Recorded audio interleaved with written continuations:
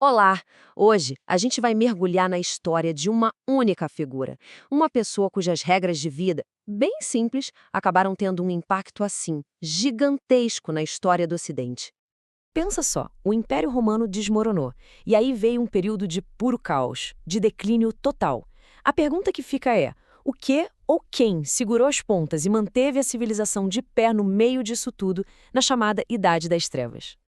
Então, a resposta, acredite se quiser, está num projeto de vida que foi escrito num mosteiro italiano bem remoto. A nossa história não começa com um imperador poderoso nem com um general, mas com um monge. Um monge chamado Bento. Para a gente entender de verdade o tamanho do feito de Bento, a gente precisa voltar no tempo, para o mundo em que ele nasceu. Imagine o cenário. O Império Romano do Ocidente tinha acabado de cair, coisa de 4 anos antes dele nascer, lá em 480. A Europa estava mergulhada numa instabilidade, sabe? Uma decadência moral profunda. Ele nasceu numa família nobre, então, assim, o futuro dele parecia garantido. Estudar em Roma, ter sucesso, mas quando ele chegou lá, a coisa foi diferente. Ele ficou tão chocado, tão enojado com a corrupção da cidade, que tomou uma decisão radical. Decidiu largar tudo, fugir e buscar uma vida dedicada só a Deus. Depois de anos vivendo como eremita, a fama dele de santidade começou a crescer. Não demorou muito e uma comunidade de monges lá de Vicovaro convidou ele para ser o líder, o abade. Só que a disciplina super rigorosa que ele trouxe, digamos que não era bem o que os monges estavam esperando. Essa rigidez dele irritou tanto alguns dos monges que eles decidiram fazer uma coisa drástica. Ofereceram para ele uma taça de vinho envenenado. A coisa escalou rápido de uma discordância para uma tentativa de assassinato.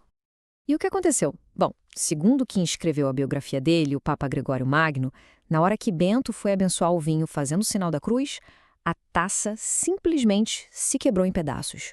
Um milagre revelou a trama e ele saiu de lá, claro, ileso. Mas, olha, as tentativas de se livrar dele não pararam por aí, não. Depois de ele fundar 12 pequenos mosteiros, o sucesso dele atraiu a inveja de um padre da região. E o que ele fez? Mandou um pão envenenado para Bento.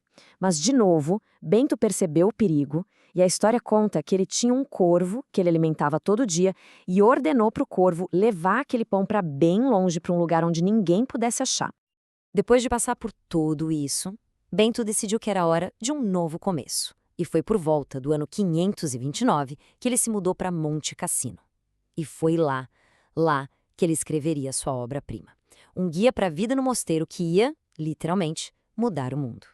E no centro de tudo, no coração dessa regra, estava um lema. Ora et labora.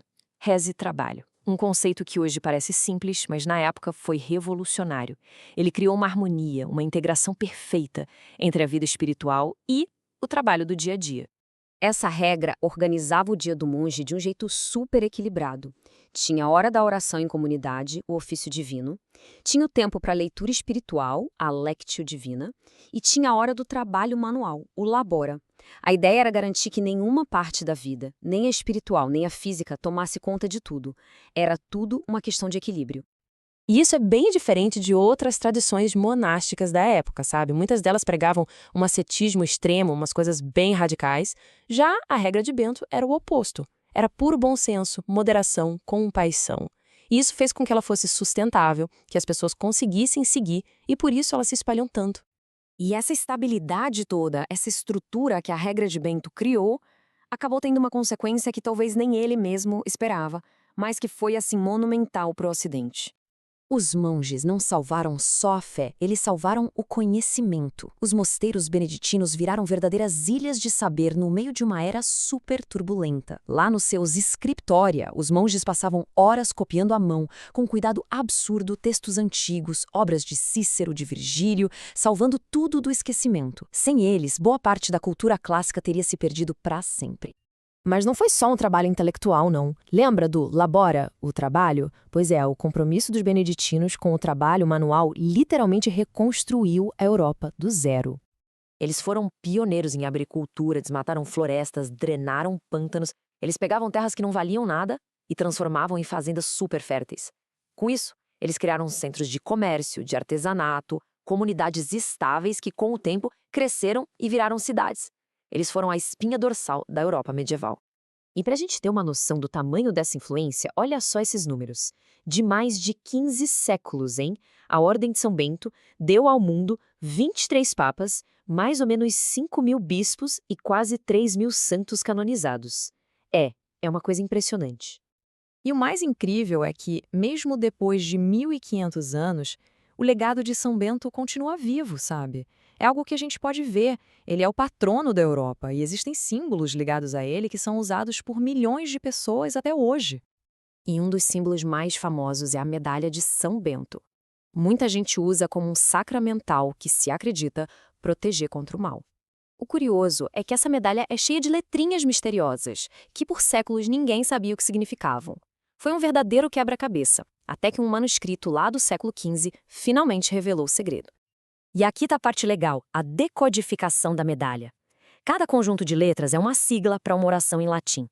Por exemplo, esse VRSSMV que a gente vê na cruz significa Vade Retro Satana, que traduzindo é algo como Afasta-te, Satanás. É uma oração de exorcismo e proteção. Esse reconhecimento oficial como patrono da Europa, que veio séculos depois, em 1964, pelo Papa Paulo VI, só confirma o papel dele. Como disse o Papa, ele conseguiu dissipar as trevas e irradiar o dom da paz. Ou seja, ele não foi só uma figura religiosa. Ele foi um dos grandes arquitetos da cultura europeia. E tudo isso nos leva a uma reflexão final, né? Num mundo como o nosso, cheio de distrações a todo momento, o que será que uma regra de 1.500 anos de idade sobre equilíbrio e propósito pode nos ensinar? Talvez o projeto de Bento seja mais relevante hoje do que jamais foi.